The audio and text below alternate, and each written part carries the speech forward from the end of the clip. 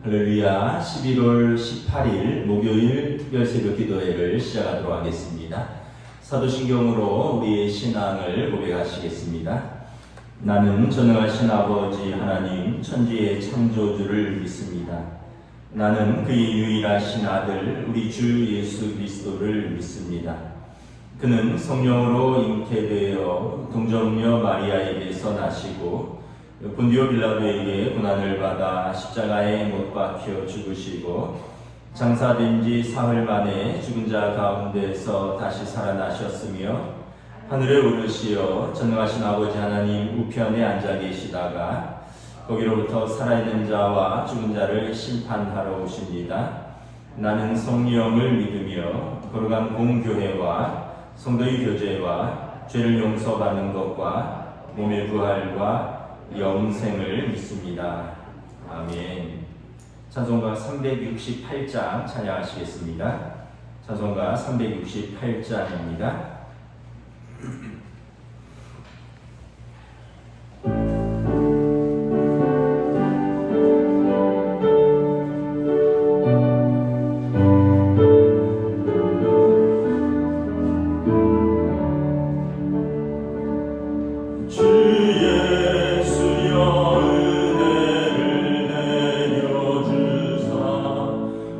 충만케 하옵소서.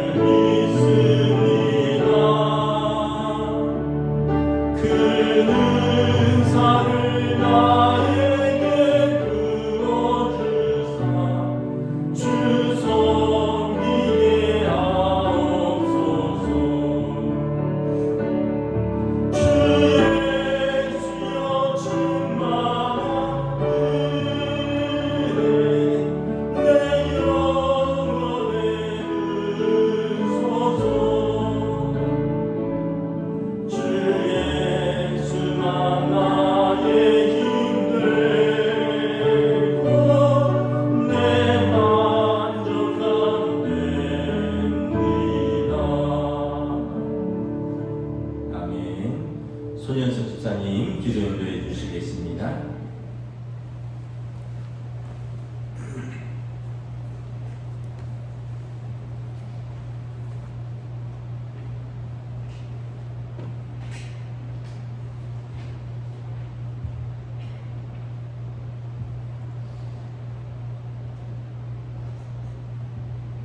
하나님 아버지, 한 해가 가기 전 특별 새벽 기도로 저희들에게 은혜 주심을 감사합니다.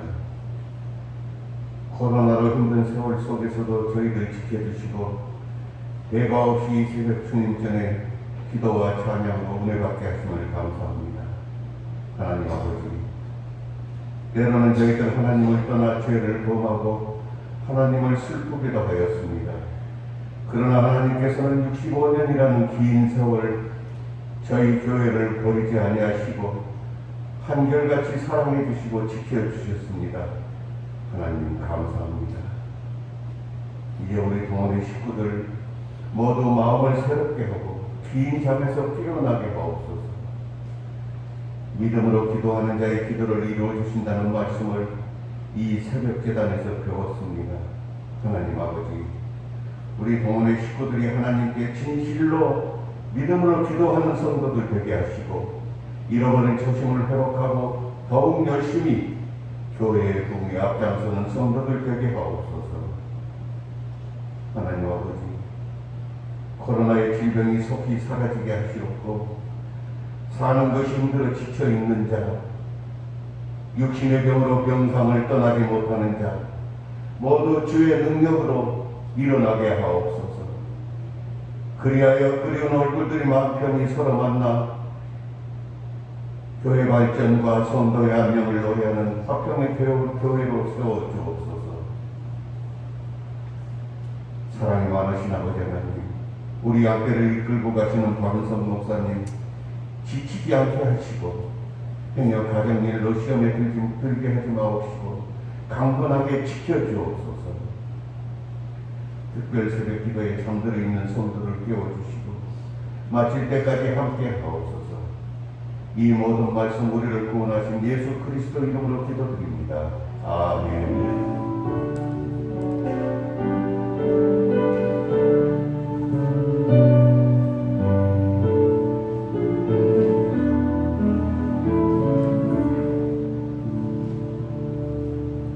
오늘 우리 주신 하나님 말씀은 구약성경 시편 51편입니다. 구약성경 시편 51편, 구약성경 839쪽입니다.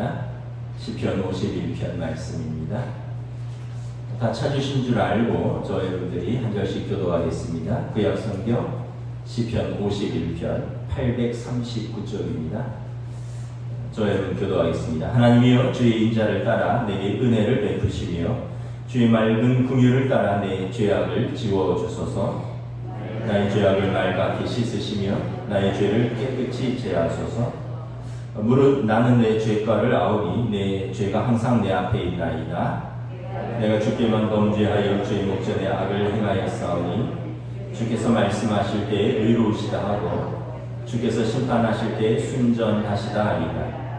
내가 죄악 중에서 출생하였으며 어머니가 죄 중에서 나를 잉태하였나이다. 보소서, 주께서는 중심이 진실함을 원하시오니 내게 죄를 은밀히 가르치시리이다. 우슬초로 나를 정결하게 하소서. 내가 정하리이다. 나의 죄를 씻어주소서. 내가 눈보다 희리이다. 내가 즐겁고 기쁜 소리를 들려 주시사 주께서 꺾으신 뼈들도 즐거워하게 하소서. 주의 얼굴을 내 죄에서 돌이키시고 내 모든 죄악을 지워주소서. 하나님의 내 속에 정한 마음을 창조하시고 내 안에 정직한 영을 새롭게 하소서. 나를 주 앞에서 쫓아내지 마시며 주의 성령을 내게서 거두지 마소서. 주의 구원의 즐거움을 내게 회복시켜 주시고 자원하는 심령을 주사 나를 지키 붙드소서. 그리함 내가 범죄자에게 주의 도를 가르치니 죄인들이 주께 돌아오리이다. 하나님이여, 나의 구원의 하나님이여, 피 흘린 죄에서 나를 건지소서. 내 혀가 주의 의를 높이 노래하리이다. 주여, 내 입술을 열어주소서. 내 입술을 찬송하여 전파하리이다. 주께서는 제사를 기뻐하지 아니하시나니 그렇지 아니하면 내가 드렸을 것이라. 주는 번제를 기뻐하지 아니하시나이다. 하나님께서 구하시는 제사는 상한 심령이라 하나님이여 상하고 통회하는 마음을 주께서 멸시하지 아니하시리이다. 주의 은택으로 시온의 선을 행하시고 예루살렘의 성을 쌓으소서. 함께 읽습니다. 그때 주께서 의로운 제사와 번제와 온전한 번제를 기뻐하시리니 그때 그들이 수소를 주의 제단에 드리리이다. 아멘. 할렐루야. 특별 새벽 기도의 넷째 날입니다. 오늘 또 예배 나오신 여러분들을 주님의 이름으로 환영하고 축복합니다. 우리 한번 인사하겠습니다. 오늘도 하나님께서 내주실 줄 믿습니다. 이번 특별 새벽 기도의 주제는 역사하는 믿음의 기도입니다. 우리 첫째 날은 엘리야의 기도 말씀드렸죠. 엘리야는 우리와 성정이 같은 사람이로되 그가 하나님 앞에 간절히 기도하고 또 기도하였다. 지속적으로 기도하였다. 둘째 날은 야베스의 기도입니다. 또 환경과 고난과 운명에 맞서는 용기 있는 기도죠. 셋째 날은 아브라함의 기도입니다. 친밀한 하나님과의 관계 속에서 드리는 기도. 오늘은 다윗의 기도입니다. 영혼을 정결하게 씻는 회개의 기도입니다. 또 오늘 여러분 특별히 오늘 수능 시험일입니다. 우리 교회도 고3 학생이 있고 또 우리 성도들도 가족들 중에서도 수험생들이 있을 텐데 또 오늘 기도하시면서 우리 수험생들을 위해서도 또 수고하고 땀 흘린 시간들 담대하게 또 최선을 다해서 시험을 볼 수 있도록 기도를 부탁드립니다. 오늘 시편 51편은 부제가 있죠. 다윗의 시, 인도자를 따라 부르는 노래. 다윗이 밧세바와 동침한 후 선지자 나단이 그에게 왔을 때 다윗이 우리아의 아내 밧세바와 동침한 이후에 하나님께서 나단 선지자를 통하여 그 죄를 책망하십니다. 그리고 다윗이 하나님 앞에서 통렬히 회개하며 자복하는 기도인 것입니다. 다윗의 죄는 무엇입니까? 우리가 잘 알고 있지만 남편이 있는 여자 밧세바와 동침하고 이제 그녀가 임신하니까 그것을 감추기 위해서 그녀의 남편 우리아를 전쟁에 보내서 전사케한 죄이죠. 우리는 여기서 이제 죄에 대해서 한 세 가지 통찰을 깨닫습니다. 첫째는 우리 모두는 죄에 대해서 연약한 사람들이라는 것입니다. 오늘 본문 5절에 보면 내가 죄악 중에서 출생하였으며 어머니가 죄 중에서 나를 잉태하였나이다. 우리는 죄 중에서 태어났고 또 죄의 속성을 가진 죄인인 것이죠. 그래서 끊임없이 우리가 하나님 앞에 믿음으로 서려고 노력하지 않으면 우리는 죄에 속절없이 무너지는 연약한 인간들이라는 것이죠. 다윗의 경우를 보면 죄를 짓고 유혹에 빠지고 우리 삶이 무너지는 경우가 믿지 않는 사람들이거나 믿음이 부족한 사람들만의 이야기가 아니라는 것을 우리가 깨닫습니다. 다윗 왕이 여러분 누구보다 하나님을 사랑하였던 사람이고 또 누구보다도 여러분 믿음이 있었던 사람이지만 한순간의 유혹에 자기 자신을 지키지 못하였던 것이죠. 그래서 우리 가장 위험한 상태는 우리가 섰다고 생각할 때, 우리가 믿음 가운데 섰다고 생각할 때 사단은 우리를 공격하고 우리는 죄 가운데 넘어질 수 있다는 것입니다. 여러분 유혹과 시험은 사람을 가리지 않습니다. 남녀를 가리지 않고 노소를 가리지 않습니다. 유혹과 시험은 직분을 가리지 않습니다. 목사라고, 장로라고, 청년이라고, 평신도라고 가리지 않고 찾아온다는 것입니다. 그래서 우리는 늘 죄에 대해서 연약하다라는 것을 인식하고 있어야 합니다. 두 번째는 죄는 우리에게 맡겨진 사명을 게을리할 때 불쑥 찾아온다는 것입니다. 다윗이 밧세바와 이제 죄를 짓게 된 때가 어떤 때냐면 사무엘하 11장에 보면 저녁 때 다윗이 그의 침상에서 일어나 왕궁 옥상에서 거닐다가 한 여인이 목욕을 하는데 아름다워 보이는지라. 왕이 낮잠을 자고 느지막한 거의 초저녁에 일어난 것입니다. 그리고 나서 왕궁에 올라가서 옥상을 거닐다가 한 여인이 목욕하는 것을 우연히 보게 되었습니다. 당시 여러분 왕궁은 그 가장 높은 건물이었을 것입니다. 그리고 왕궁 옥상에서 보면 마을 전체를 내려다볼 수 있겠죠. 또 대부분의 서민들은 집은 천장이 있지만 아마 목욕하는 공간까지 따로 요즘처럼 뭐 천장을 다 갖추기는 어려웠을 것입니다. 제가 그 말레이시아에 그 단기 선교를 갔었을 때 한 20년 전인데 거기만 해도 목욕탕이 이제 어떻게 되어 있냐면 벽으로만 되어 있고 그리고 물통을 큰 거를 설치해서 빗물을 받아서 천장은 뚫려 있어요. 3면이 벽이고 입구는 커튼으로 가려져 있고 그래서 빗물을 받은 물통을 가지고 목욕을 하는 거죠. 그 천장이 뚫려 있더라고요. 그러니까 여러분 다윗 왕 시대는 무려 3000년 전입니다. 그러니까 뭐 따로 목욕탕을 갖추지 못했을 것입니다. 아마 벽만 막아놓지 않았을까. 그러니까 왕궁의 옥상에서 보면 목욕하는 모습을 볼 수도 있었는 것이죠. 다윗이 보면 한 여인이 목욕을 하는데 아름다워 보이는지라 그래서 전령을 보내서 그 여자를 자기에게 데려오게 하고 그 여자와 더불어 동침하고 집으로 돌려보냅니다.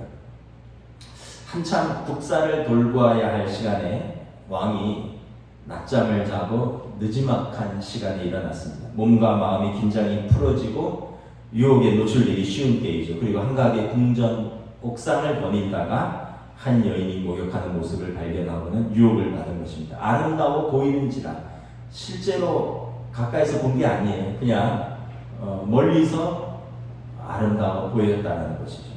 여러분 어떤 때가 죄에 가장 취약한 때입니까? 시간이 많고 한가하고 몸과 마음이 다 풀어져 있을 때입니다. 이럴 때 죄가 불쑥 찾아옵니다. 그럼 아침 일찍 일어나서 정신없이 출근하고 하루 종일 일하다가 파김치돼서 돌아오는 사람은 뭐 어떤 면에서 보면 죄 지을 시간도 없죠. 피곤하기도 하고 물론 그렇다고 죄를 안 짓는 건 아니겠지만 죄는 항상 우리 주변에 있지만 근데 이제 그렇지 않고 어떤 일상의 루틴이 없고 또 사명이 없으면 우리는 죄에 쉽게 노출된다는 것입니다. 뭐 어디 마땅히 출근하는 것도 없고 할 일도 없고 시간은 남아돌고 자고 또 자고 아침에 늦게 일어나고 밥 먹고 낮잠도 자고 그러다가 낮술도 하고 밤에는 늦게까지 TV 보고 영화 보고 게임하고 뭐 이런 시간을 반복하다 보면 우리 몸과 마음이 풀어지고 엉뚱한 생각에 사로잡히거나 뜻밖의 유혹에 넘어집니다. 여러분 부모에게 물려받은 유산이 많아서 마땅히 직업을 가지지 않고 놀고 있는 사람들이 있다고 하면 여러분 제가 한번 어디서 들은 이야기인데 너무 부러워할 인생이 아닙니다. 아침 일찍 일어나서 골프 치러 간다고 합니다. 또 골프 연습장 가서 연습하고 점심때는 또 좋은 차 타고 몇 시간씩 나가서 밥 먹고요. 그리고 저녁에는 친구들과 어울려서 여기저기 술 마시러 다니는 그런 젊은 친구들이 있다고 합니다. 이 사람들의 일상은 먹고 자고 놀고의 반복입니다. 어떻게 하면 더 맛있는 걸 먹을까? 어떻게 하면 더 재미있게 놀까? 오늘은 뭐 즐거운 일이 없을까? 그러면 어떻게 될까요? 일상으로는 지루하죠. 그러다 보니까 뭐 도박도 하고 또 마약도 하고 또 섹스에 빠지기도 하고 그런 것입니다. 사단이 우는 사자처럼 입을 벌리고 죄의 유혹으로 삶을 무너뜨립니다. 그럼 우리 그리스도인들의 삶은 어떠해야 됩니까? 부지런해야 하고요. 삶의 균형이 맞아야 합니다. 여러분 육신의 일과 마음의 또 돌보는 것 하나님 앞에서 영적인 이 세 가지가 균형이 맞아야 됩니다. 열심히 일만 해도 여러분 우리 몸과 마음을 돌보지 않고 우리 영혼을 돌보지 않으면 열심히 일만 하다가 시험 들고 열심히 일만 하다가 병 들고 열심히 일만 하다가 믿음이 떨어집니다. 또 또 여러분 말씀드리지만 일하지 않는 것, 어떤 몸을 그냥 그대로 놔두고 방치하는 것은 더더군다나 죄 가운데 우리를 이끌어갈 수 있습니다. 그래서 여러분 출근하는 분이라면 일터에서, 또 주부라면 가정에서 아이들 돌보고 집안일하고 하루의 일정에 시간을 내어서 또 균형을 갖춰서 여러분 말씀도 보고 기도의 시간도 가지고 경건서적도 읽고 또 운동도 하시고, 그래서 여러분 물론 개인적으로 뭐 친구도 만나고 드라마도 보시고 유튜브도 하셔야겠죠. 그런데 균형을 갖춰야지 건강한 삶인 것입니다. 그렇지 않으면 어딘가 하나가 무너지게 되어 있는 것입니다. 제가 아는 장로님 한 분은 노예에서 이제 같이 일하면서 알게 됐는데 얼굴이 늘 검게 탔더라고요. 그래서 제가 한번 여쭤봤어요. 또 뭐 노예인 때문에 통화하고 이러면 목사님 제가 지방에 있습니다 이러더라고요. 그래서 은퇴하셨는데 왜 이렇게 맨날 지방에 계실까? 또 왜 얼굴이 이렇게 탔을까? 이렇게 여쭤봤더니 그분이 이러시더라고요. 은퇴하고 가만히 집에만 있으니까 살만 찌고 또 게을러지고 몸과 마음이 병들겠더라. 그래서 이분이 이제 국토대장정을 결심을 했다고 합니다. 그래서 집에서부터 해서 돌아가신 전까지 우리나라 온 땅을 밟아봐야겠다. 그래서 동해로부터 해서 동해로 해서 이렇게 포항으로 해서 남해로 해서 서해로 해서 뭐 파주까지 해서 쭉 가는 그런 코스가 있대. 걸어서 가는 코스. 그리고 곳곳에 이렇게 표시들이 되어 있다고 합니다. 그런 순례하는 분들을 위해서. 그래서 이분이 은퇴하고 월요일부터 금요일까지는 그냥 걷는 거예요. 동해로, 남해로, 서해로 쭉 걷는다고 하더라고요. 물론 이제 경제적 여유가 좀 있는 분입니다. 평생 이제 금융권에서 근무하시고 은퇴하시고 또 퇴직금도 받으시고 연금도 넉넉하게 받으시는 분이죠. 자녀들도 다 이렇게 분가했고, 근데 이제 권사님하고 두 분이, 권사님은 3일만 걸으신데 체력이 안 돼서, 그리고 장로님은 월화수목금 걷고 금요일날 고속버스나 기차 타고 올라오고, 그리고 토요일날 하루 쉬고 주일날 주일 지키고 월요일날 다시 기차나 고속버스 타고 내려가서 그때 멈췄던 지점에서 다시 출발하는 거죠. 그래갖고는 뭐 벌써 수년째 이제 그렇게 걷고 계시다 그러시더라고요. 그리고 이제 뭐 가끔 가다가 뭐 산티아고도 가서 걷기도 하고, 그러니까 뭐 물어보니까 아주 단순한데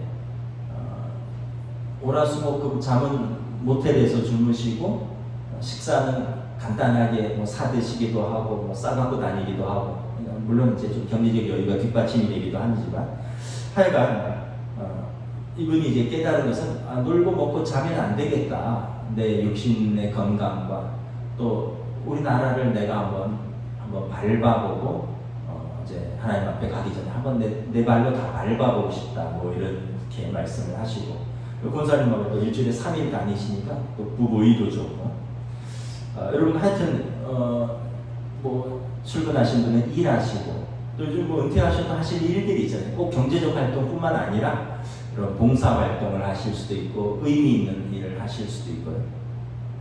하루의 대부분을 먹고 자고 놀고의 반복적인 생활은 죄에 노출되는 가장 좋은 패턴인 것입니다. 다윗 왕은 한참 국사를 돌보아야 할 시간에 오후 늦지막히 낮잠 자고 저녁 무렵에 일어나서 왕궁의 옥상을 한가하게 거닐다가 한 여인의 목욕하는 모습을 보았다는 것이죠. 세 번째는 죄는 감출수록 더 커진다는 사실입니다. 다윗은 밧세바와의 간통 이후에 얼마 지나지 않아서 밧세바가 보낸 사람으로부터 밧세바가 임신했다는 사실을 전달받습니다. 남편이 있는 유부녀와 불륜을 했다는 사람들의 따가운 시선도 있고 왕의 체면도 있고, 결국 다윗은 완전 범죄를 꿈꿉니다. 밧세바의 남편 우리야를 전쟁에 내보내서 죽게 만듭니다. 군대 장관 요압에게 편지를 써서 우리아에게 들려서 보냈는데 요압이 편지를 보니까 이렇게 되어 있습니다. 너희가 우리아를 맹렬한 싸움에 앞세워두고 너희는 뒤로 물러나서 그로 맞아 죽게 하라. 그래서 다윗 왕의 편지를 가지고 우리아는 그냥 뭣도 모르고 전쟁 중에 있는 요압 장군에게 갑니다. 요압 장군은 그리고 다윗의 편지대로 우리아를 전투의 최전방에 투입을 합니다. 그리고 적의 성문 바로 앞에서 용감하게 싸우던 우리아는 아군들이 쓱 물러나면서 적의 성문 앞에서 적의 화살에 맞고 전사합니다. 그리고 우리아의 장례를 마치자마자 밧세바를 왕궁으로 데리고 와서 아내를 삼습니다. 성경은 다윗이 행한 그 일이 여호와 보시기에 악하였다라고 기록하고 있습니다. 죄의 속성이 있습니다. 죄는 어둠입니다. 죄는 빛 가운데 드러나면 작아집니다. 그리고 그 안에서 수습할 수가 있어요. 근데 죄는 어둠 가운데 감추면 죄는 점점 더 커지고 확장됩니다. 이것이 죄의 속성입니다. 여러분, 죄는 드러나면 드러난 대로 징계받고 회개하면 그 상태에서 봉합할 수 있습니다. 물론 죄의 결과와 죄의 쓴 어떤 결과들을 받아들여야 되지만, 그러나 이 죄를 감추려고 하면 할수록 눈덩이처럼 커지고 더 큰 죄로 나아가게 된다는 것입니다. 다윗의 죄는 우리와의 간통이었죠. 그리고 그것을 감추기 위하여 그 남편을 전쟁 중에 이제 살해하게 되는 것입니다. 결국 하나님이 개입하시죠. 사무엘을 하여 보면 나단 선지자를 다윗에게 보내어 책망하시고 그에게 심판을 예고하십니다. 나단이 다윗에게 이르되 이스라엘의 하나님 여호와께서 이와 같이 이르시기를 내가 너를 이스라엘 왕으로 기름 붓기 위하여 너를 사울의 손에서 구원하고 내 주인의 집을 내게 주고 이스라엘과 유다 족속을 내게 맡겼느니라. 만일 그것이 부족하였을 것 같으면 내가 내게 이것저것을 더 주었으리라. 그리한데 어찌하여 내가 여호와의 말씀을 업신여기고 나보기에 악을 행하였느냐. 내가 칼로 햇사람 우리아를 치되 암몬 자손의 칼로 죽이고 그의 아내를 빼앗아 내 아내로 삼았도다. 이제 내가 나를 업신여기고 햇사람 우리아의 아내를 빼앗아 내 아내로 삼았은즉 칼이 내 집에서 영원토록 떠나지 아니하리라. 여러분, 죄의 결과가 있습니다. 첫 번째는 하나님과의 관계가 깨어진다는 것입니다. 여러분, 오늘 본문 우리 11절 함께 읽도록 하겠습니다. 11절 시작. 나를 주 앞에서 쫓아내지 마시며 주의 성령을 내게서 거두지 마옵소서. 우리가 죄에 대해서 한 가지 깨닫는 사실은 죄는 다른 사람에게 대해서 짓고요, 또한 자신에게 대해서 짓는 것입니다. 1차적으로는 자신에게, 2차적으로는 다른 사람에게 짓는 것 같지만 죄는 근본적으로 하나님께 대하여 짓는 것입니다. 오늘 나단 선지자가 다윗을 책망하면서 이렇게 말합니다. 내가 나를 업신여기고 햇사람 우리아의 아내를 빼앗아. 하나님을 업신여겼다라는 것입니다. 죄는 거룩하신 하나님과 우리 사이를 갈라놓고 깨뜨리는 것입니다. 창세기 3장에 보면 아담과 하와가 불순종하여 선악과를 따먹고 제일 먼저 한 것이 무엇입니까? 하나님의 낯을 피하여 동산나무 사이에 숨은 것입니다. 하나님의 낯을 피하는 것입니다. 여러분, 우리도 그렇지 않습니까? 아이들이 부모에게 뭔가 잘못한 게 있어요. 그러면 부모 낯을 슬슬 피합니다. 학교 갔다 와서 다녀왔습니다 하고 쑥 지방에 들어가서 안 나옵니다. 밥 먹자 하면 밥만 먹고 그냥 쑥 들어가요. 왜냐하면 뭔가 죄는 우리 관계를 깨는 것입니다. 죄의 특징입니다. 다윗이 죄를 짓고 제일 먼저 깨달은 것은 하나님과의 친밀한 관계가 깨어졌다는 사실입니다. 다윗은 하나님 앞에서 죄를 책망받고 무엇보다 견딜 수 없는 것은 하나님과의 관계가 깨어져서 하나님께서 그의 얼굴을 외면한다는 사실입니다. 여러분, 죄가 왜 힘듭니까? 우리 관계를 깨기 때문에 그렇습니다. 부부 관계를 깹니다. 부모 자식 간의 관계를 깹니다. 형제 간의 관계를 깹니다. 성도 간의 관계를 깨는 것입니다. 관계가 깨어지는 것은 그 안에 죄가 있기 때문에 그렇습니다. 누구보다 하나님을 사랑했던 다윗은 자신의 죄로 인하여 하나님과의 관계가 깨어지는 것이 견딜 수 없는 슬픔이고 괴로움이었습니다. 또 죄의 결과는 무엇입니까? 몸과 마음과 영혼이 수치스러워지는 것입니다. 오늘 보면 10절 우리 함께 읽도록 하겠습니다. 시작. 하나님이여 내 속에 정한 마음을 창조하시고 내 안에 정직한 영을 새롭게 하소서. 여러분, 우리가 몸과 마음이 정결하면 어떤 상황에서도 거리낄 것이 없이 떳떳합니다. 근데 우리가 죄를 지으면 제일 먼저 우리 양심이 수치스러움을 깨닫게 됩니다. 물론 이제 수치스러움도 깨닫지 못하면 이제 화인 맞은 양심이라 그러죠. 근데 여러분, 죄를 지으면 가장 먼저 우리 양심이 우리 스스로를 고발합니다.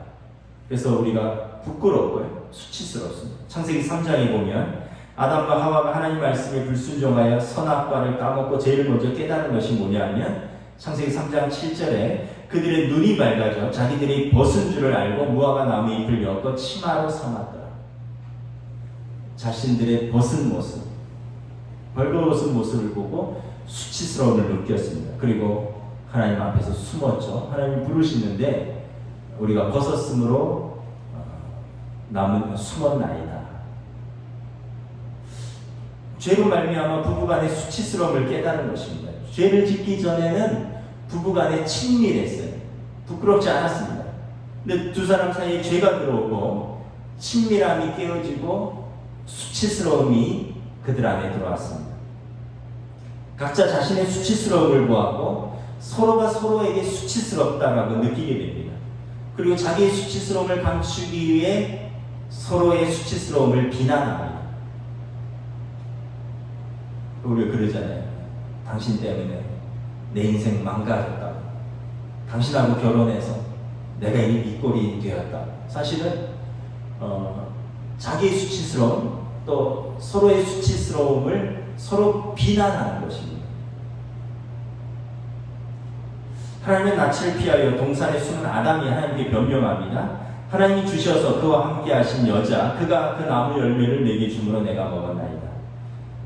내가 하나님을 지금 이렇게 피하게 되고 내가 이렇게 수치스러워하는 이유는 하나님이 내게 주신 그 여자 때문이라는 것입니다. 여러분, 친밀한 부부 사이에 죄가 들어오니까 관계가 깨어지고 서로 수치스러움을 느끼고 비난하는 것입니다. 하와 역시 변명합니다. 뱀이 나를 꿰므로 내가 먹었나이다. 자신의 죄가 아니라 환경이, 조건이, 상황이 어쩔 수 없이 내가 그렇게 했다는 것입니다. 이것도 여러분 하나님을 원망하는 겁니다. 하나님께서 그런 상황 속에 나를 내버려 두셨고 그 뱀이 나를 꿰었다는 것입니다. 자신의 죄를 고백하지 않습니다. 자신의 수치스러움을 감추기 위해서 상대를 비난하는 것입니다. 다윗이 나단 선지자를 통하여 하나님의 책망을 받은 후에 다윗은 하나님 앞에서 수치스러움을 느꼈습니다. 이스라엘의 왕으로 백성들 앞에서 수치스러움을 느꼈습니다. 그리고 사랑하는 가족들 앞에서 무엇보다 아내들이 있었고 자녀들이 있었죠. 그들 앞에서 수치스러움을 느꼈습니다. 무엇보다 자기 양심이 떳떳하지 않고 수치스러움을 느꼈습니다. 그래서 다윗은 죄를 깨닫고 나서 내 속에 정한 마음, 정직한 영으로 나를 새롭게 해달라고 하나님 앞에 기도하는 것입니다. 죄의 결과는 또 무엇입니까? 12절 공독하도록 하겠습니다. 시작. 죄의 구원의 즐거움을 내게 회복시켜 주시고 자원하는 심령을 주사 나를 붙드소서. 죄의 결과는 구원의 즐거움을 사라지게 한다는 것입니다. 그래서 우리 안에 자원하는 심령을 잃어버리는 것입니다. 우리가 죄 가운데 빠지면 하나님께서 창조하실 때 주신 우리 안에 있는 맑고 밝고 명랑한 그런 상태가 사라집니다. 그리고 하나님께서 사람을 창조하실 때 하나님의 형상을 따라 지으셨어요. 하나님의 숨결을 불어넣어 주셨습니다. 그래서 여러분, 최초의 아담과 하와는 하나님과 함께 있는 것이 즐거웠습니다. 하나님과 동산을 거니는 것이 즐거운 그 자체였습니다. 노동도 괴롭지 않았을 것입니다. 부부관계도 수치스럽지 않았을 것입니다. 삶에 명랑하고 밝고 즐거움이 가득했습니다. 그런데 죄가 들어오면서 그 명랑하고 밝고 이런 영혼의 깨끗한 상태가 깨어진 것입니다. 무슨 말씀인지 이해하시죠? 여러분, 죄를 짓고도 태어날 수 있나요? 죄 가운데서 구원의 기쁨을 만끽할 수 있습니까? 죄 가운데 있어서 성령의 능력과 은혜를 경험할 수 있습니까? 여러분, 죄 가운데 있어서 성령의 열매가 맺힙니까? 여러분, 죄 가운데 머물러 있으면서 우리 영이 맑고 밝고 깨끗하다는 것을 여러분 느낄 수 있습니까? 그렇지 않습니다. 죄가 있으면 제일 먼저 우리의 영혼이 혼탁해집니다. 어두워집니다. 맑고 밝고 깨끗한 우리의 영적인 상태, 우리의 감정들이 제일 먼저 무너집니다. 그래서 여러분, 죄의 결과는 하나님의 자녀인 우리로 하여금 구원의 즐거움을 잃어버리게 하는 것입니다. 구원의 즐거움을 잃어버리면 어떻게 되죠? 영적인 슬럼프에 빠지죠. 구원의 즐거움을 잃어버리니까 자원하는 신령도 잃어버립니다. 예배도, 교제도, 봉사도, 섬김도 다 시들해집니다. 더 나아가서는 싫어져요. 나 시험 들었다. 이게 표시예요. 그럼 우리의 영혼이 맑고 밝고 깨끗하고 명랑하면 예배가 즐거워요. 찬양이 기쁩니다. 기도로 깊은 교제로 나아갈 수 있습니다. 성도의 교제가 즐거워요. 섬김과 봉사도 기꺼이 합니다. 그런데 죄 가운데 시험 들면, 영적인 슬럼프에 빠지면 예배가 제일 거리 띄어집니다. 성도의 교제, 봉사, 섬김 다 귀찮아지고요. 다 싫어집니다. 왜냐하면 내 안에 구원의 즐거움이 사라졌기 때문에 그런 것입니다. 다윗 왕은 이것을 자원하는 심령을 잃어버렸다라고 표현하는 것입니다.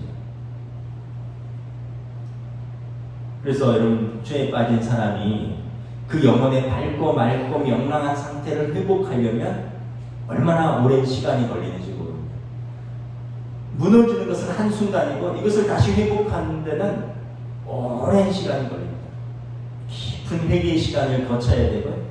또 이 회복을 위한, 또 우리의 관계에 깨어진 관계를 위한 많은 노력들이 뒷받침되고 나서 간신히 다시 하나님의 은혜로 명랑하고 또 밝고 또 영혼의 맑은 상태를 회복하는 것입니다.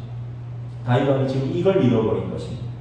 그래서 나로 하여금 구원의 즐거움을, 자원하는 심령을 회복하게 하여 주시옵소서 기도하는 것입니다. 여러분, 하나님께서 어떻게 하셨을까요? 다윗 왕이 침상을 눈물로 침상을 띄우기까지 하나님 앞에서 울었다라고 성경은 기록하고 있습니다. 그럼 침대를 띄웠다는 거예요. 눈물로 침대를 띄웠다는 것입니다. 그 얘기는 하나님 앞에서 통해 자복했다는 것입니다. 하나님께서 어떻게 응답하셨습니까? 그의 기도를 어떻게 들어주셨습니까? 우리 11절 함께 봉독하겠습니다. 시작.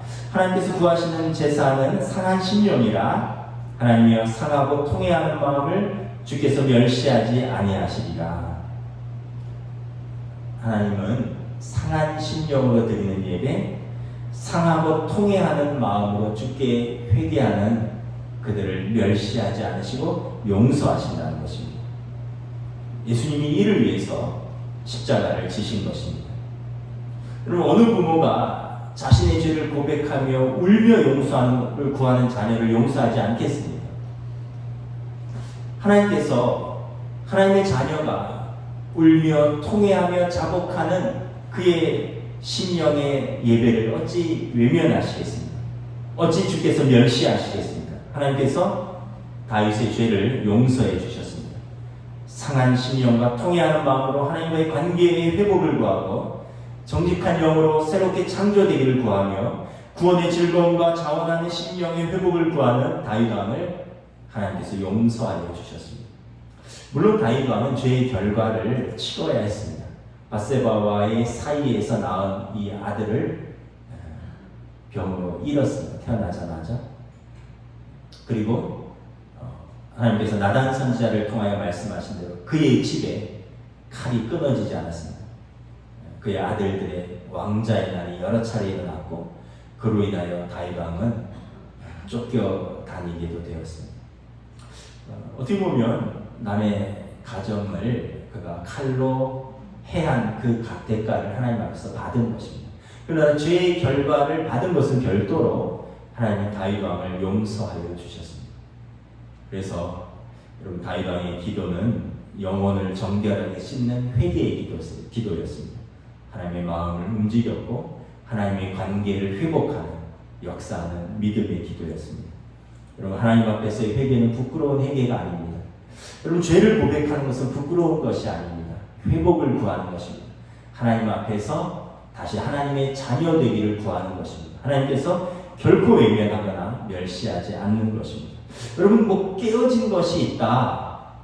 여러분 내 삶에 무너진 것이 있다. 그러면 원인을 찾아야 돼요. 누구 잘못이다.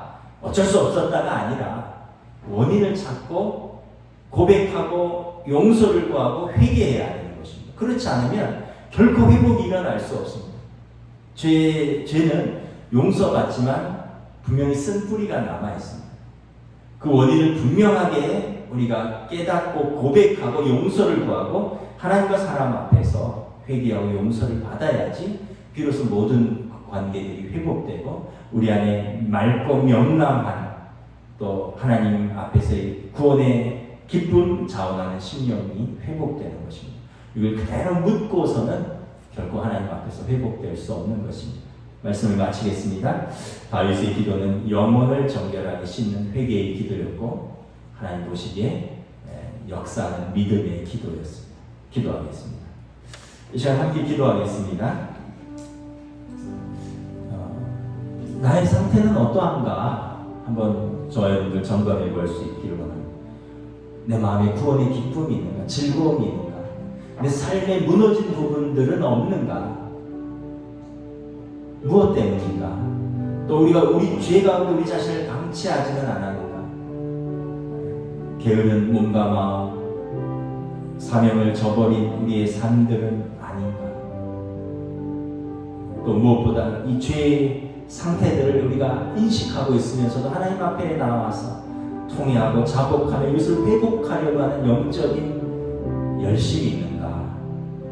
상한 신령을 하나님 앞에 나아오는 우리의 모습이 있는가? 다시 한번 돌아보고 우리가 함께 고백하며 나아가기를 원합니다. 주의 은혜를 베풀어 주시옵소서.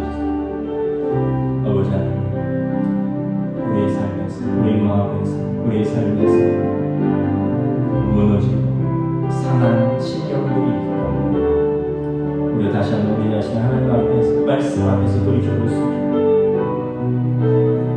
다윗 왕이 하나님의 책망을 받기 전까지 자신을 감리하여 죄를 감추고 더 큰 죄로 어둠 가운데 그 죄가 더욱더 커져가지 빛 대신 하나님 앞에 그 죄가 드러날 때 말씀 앞에 그 죄가 드러날 때 그가 그 죄를 고백할 때 회개가 시작돼 회복이 시작돼 하나님 앞에서 용서를 하고 무너진 삶이 다시 시작돼 무너진 관계들 깨어진 관계들이 다시 회복이 시작돼 하나님의 긍휼과 용서와 은혜가 시작된 것을 깨닫습니다.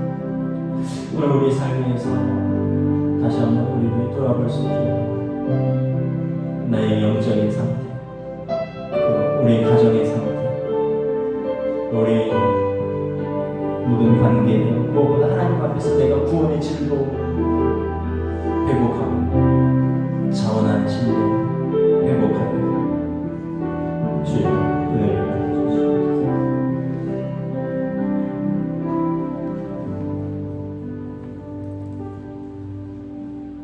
다윗이 한순간의 유혹으로 바세바와 동침하고 또 그 죄를 감추기 위해서 더욱더 죄가 깊어지고 하나님 앞에서 얼굴을 외면하였으나 하나님께서 그 죄를 책망하신 이후에 그가 하나님 앞에서 통회하며 고백하고 자백하며 그의 침상을 눈물로 띄우며 하나님 앞에서 울며 회개하고 하나님의 용서를 구하고 긍휼을 구하고 은혜를 구합니다.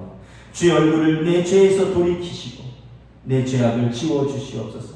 하나님의 내 속에 정한 마음을 창조하시고 내 안에 정직한 영을 새롭게 하소서.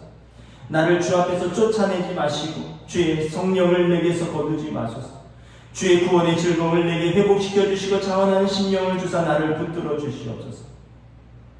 하나님께서 응답하십니다. 하나님께서 구하시는 제사는 상한 심령이라. 하나님께서 상하고 통회하는 마음을 주께서 멸시하지 아니하십니다. 하나님께서 다윗의 죄를 용서하셨고, 다윗은 다시 그 수치스러운 상태에서 벗어나, 깨어진 관계에서 벗어나 하나님 앞에서 다시 백성들 앞에서 사명을 감당할 수 있게 되었습니다. 우리 모두는 죄인이고, 우리 모두는 하나님 앞에서 영광스럽게 의롭다 할 자가 아무도 없다라고 말하고 있습니다. 우리가 하나님 앞에서 늘 깨어 있기를 원합니다. 말씀 앞에서 우리 자신을 점검하고 돌아보며 또 기도로 우리 죄를 고백하고 날마다 하나님의 은혜를 구할 수 있기를 원합니다. 만약 너희가 너희 죄를 자백하면 하나님 미쁘사 우리 죄를 용서하신다 말씀하셨습니다. 이를 위해서, 우리 죄를 용서하시기 위해서 예수님께서 이 땅에 오셨고 십자가를 지셨습니다.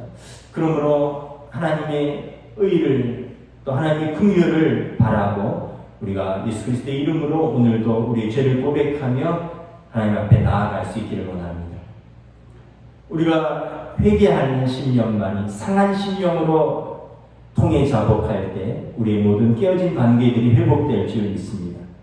우리의 모든 삶의 무너진 부분들이 다시 수축할 수 있는 줄 믿습니다. 다시 우리 안에 맑고 명랑하고 그 구원의 기쁨을 회복할 수 있는 줄 믿습니다. 자원하는 심령을 회복할 수 있는 줄 믿습니다. 다시 하나님의 자녀로서 사명을 감당할 수 있는 줄 믿습니다. 외면하거나 이것을 품고 감추고 결코 하나님 앞에서 우리가 이것을 가지고 살아갈 수 없는 줄 믿습니다. 다시 한번 하나님 앞에서 우리가 고백하고 용서받고 또 새롭게 시작할 수 있는 믿음의 기도, 우리 영혼을 정결하게 하는 회개의 기도로 저희들을 인도하여 주시옵소서.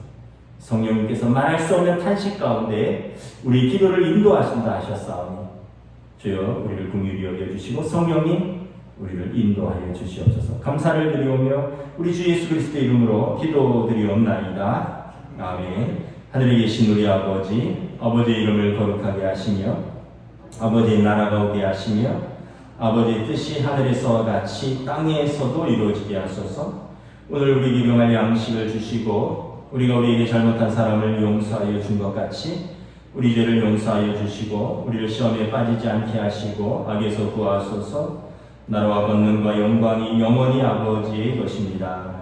아멘.